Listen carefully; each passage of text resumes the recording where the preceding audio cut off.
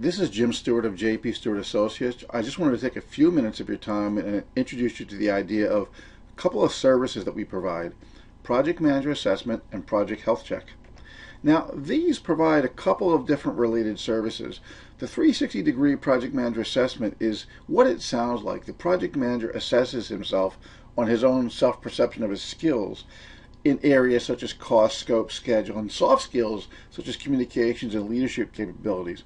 But interestingly, it also does it from the perspective of the customer, should you choose, his manager, his or her manager, team members, subordinates, etc. We find if there's any discrepancies. Then we have some specifically for the project itself. Now in the planning stage, we're planning certain things, again, around procurement, risk, quality, cost, scope, schedule, and that's all fine. But what happens when we get to the execution stage?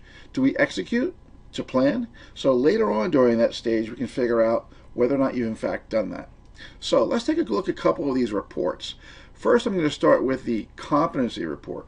And you see here, now I don't have time to show you everything. It's a truncated version of a very long report.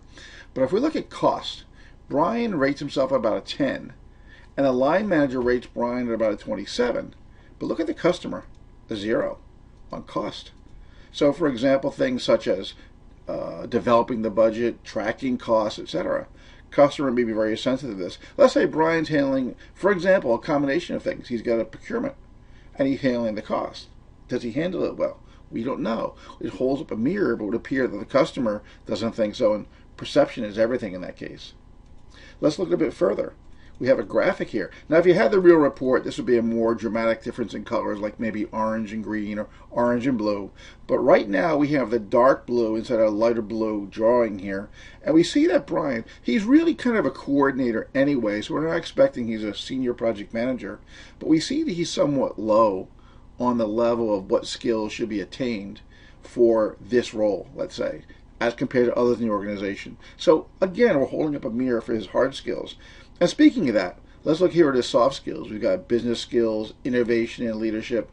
He kind of under the radar a little bit. He catches up later in complexity and adaptability, professionalism. Maybe he's a professional guy that isn't really a good leader. And we've seen that before. So it could be that your guys or gals, I'm just scrolling through here quickly, are good at some things, not so good at other things. And you like them and you want to keep them. So what we do at the end of this very long report, depending on what you want from it, we'll recommend something. He's in a band from band 1, 2, or 3. Band 1 is the lowest band in our estimation, and he needs coaching and mentoring. Could be someone outside like myself. Could be someone in your organization. And the next in the future might be specific classes he's got to get. And we're not going to recommend certification right away like project management professional, because that's more of an end game than a training, you see. He gets his training, he gets more experience, and then he becomes a certified project manager. So that's the idea of the personal assessment for the project manager. Let's take a look at a health check. Now, very briefly, let's say for sake of argument, this was some kind of an IT rollout project, and Brian was in charge of it, or at least he was helping coordinate it. And we have results of the health check for the project. And what we recommend, and this is what happens here, is it's not just for Brian or for the project manager. Now it's Brian and the project, if you will. So it's the system. So in this case, we say, the project didn't do well. We should have new processes. And not only that, we should also have periodic reviews. Now you might say, I do that all the time, but some organizations don't. Some are very low on the maturity scale. We also know that the project owner is looking for timelines, and the project managers are unable to fulfill those timelines. Now, maybe it's them as bad project managers. We don't know, or inefficient or untrained project managers. But we need to know what the problem is. Are the timelines unrealistic from the project owner? We also need a subject matter expert, we call him a SME, who can assist in the role with the business owner and provide information. And lastly, we see that cost control was not effectively employed. So, this ties back to what we said before. And to scroll a little bit further here, we have summary and remediation in the area of cost tracking. Updated budget actuals must be based on a reliable baseline, if there's a baseline at all. And we have to understand what's causing the variance in our budget. And we see here his results, or the project's results for cost tracking and cost management. It's very low. It's very, very low. So we have to look at those reasons and figure out what's happening there. Is the project manager even empowered to track cost Very many project managers aren't. And that's not my judgment to say they should or should not be, but best practices they should be. But sometimes in the organization, nobody's tracking the costs sufficiently enough. So it could be a variety of different reasons. So that's the idea of the 2 assessments, or the 3 assessments really, if you think of the health check as being 2.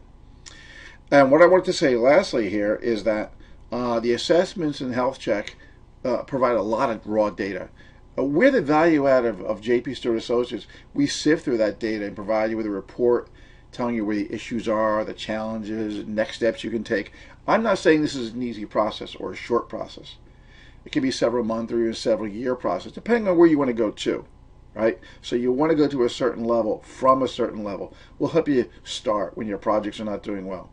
And we have these objective, custom tailored solutions for you to help you figure out where the gaps are and increase the success rate. It's all about the success rate of your projects and making your customer happy. So, very brief, but if you want to start the process, give me a call at 781-750-8748 or email jpstewart7@gmail.com.